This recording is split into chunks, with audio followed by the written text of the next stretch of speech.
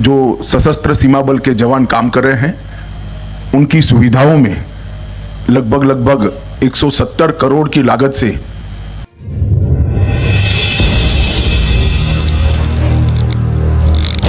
सच की आवाज देश के साथ। नमस्कार दोस्तों, स्वागत है आपका हमारे चैनल एक्सप्रेस इंडिया पर।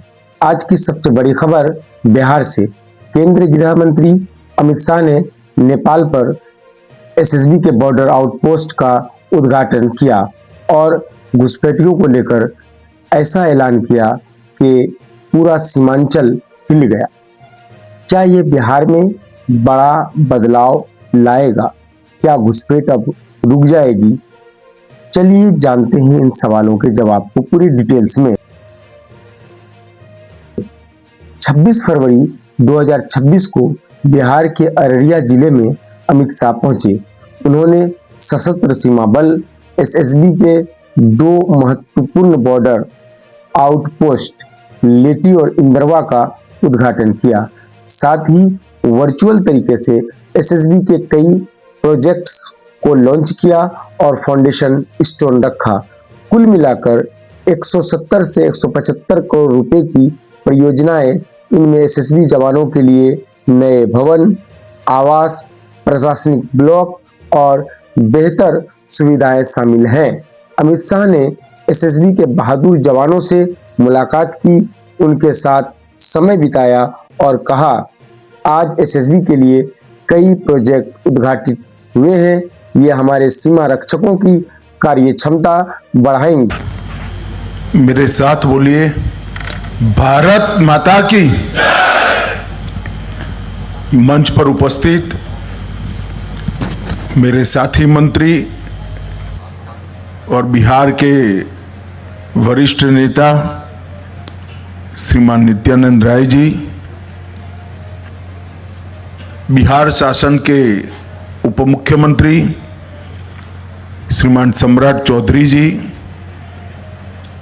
मेरे साथ सीमांचल के 3 दिन के दौरे में आए हुए गृह सचिव भारत सरकार गोविंद मोहन जी, आज सूचना ब्यूरो के निर्देशक श्री तपन डेका जी, सचिव सीमा प्रबंधन डॉक्टर राजेंद्र कुमार जी, आज के कार्यक्रम में उपस्थित महानिर्देशक सशस्त्र सीमा बल श्री संजय सिंघल जी और उपस्थित सभी प्यारे जवानों, मेरे लिए बहुत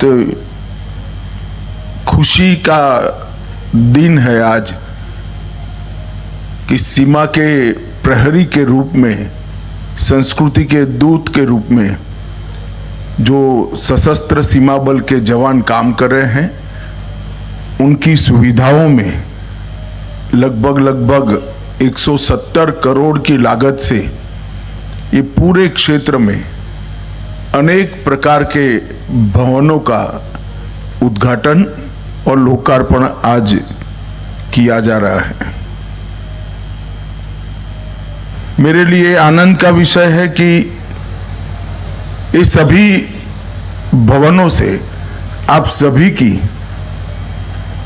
अपनी तैनाती की कठिनाइयां जो हैं वो थोड़ी कम करने में जरूर फायदा मिलेगा, ऐसा मुझे भरोसा है।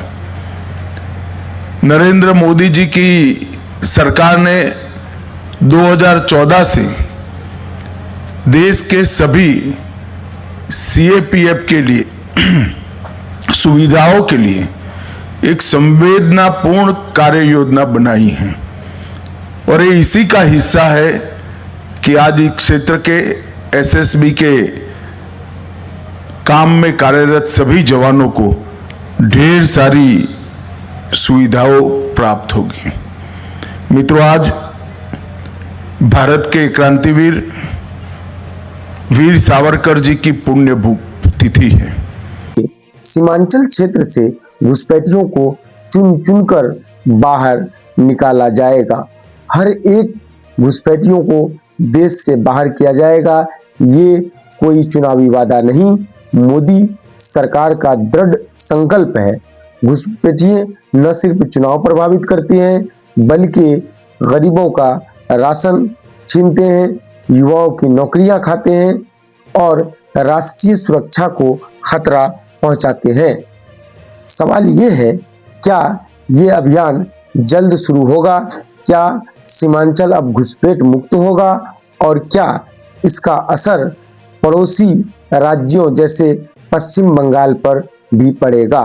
अमित शाह ने तो यहाँ से ये संकेत दे दिया कि बंगाल चुनाव जीतकर वहां भी घुसपैठियों को बाहर किया जाएगा। ये अमित शाह का बिहार में 3 दिवसीय दौरा है। वे सीमांचल के किशनगंज, अररिया, पूर्णिया जैसे जिलों में हैं। इंडो नेपाल बॉर्डर पर 554 किलोमीटर सड़क प्रोजेक्ट का जिक्र किया, जिसमें ज्यादातर काम पूरा हो चुका है। वाइब्रेंट विलेज प्रोग्राम पार्ट 2 की भी समीक्षा हो रही है। कुल मिलाकर सुरक्षा, विकास दोनों पर फोकस। दोस्तों, क्या आपको लगता है कि घुसपैठियों का जो मुद्दा है अब सॉल्व होगा? कमेंट में जरूर बताएं हाँ या नहीं। वीडियो को लाइक करें, शेयर करें और चैनल को सब्सक्राइब करें। मैं एहसन जिया, धन्यवाद। इतनी तीव्र थी, देशभक्ति इतनी सर्वोच्च सीमाओं पर थी कि दरिया के अंदर भी छलांग लगाकर देश को आजाद करने का उन्होंने प्रयास किया। अस्पृश्यता हो, भाषाओं की शुद्धि हो या परिशुद्ध राष्ट्रवाद की कल्पना हो, ये सभी के लिए वीर सावरकर जी ने मृत्यु पर्यंत बहुत प्रयास किए और निरंतर करते रहे। आज मैं मनपूर्वक पूरे देश की ओर से हमारे महान स्वतंत्रता सेनानी वीर सावरकर जी को हाथ जोड़कर श्रद्धांजलि देना चाहता हूं। मित्रों, आज यहां पर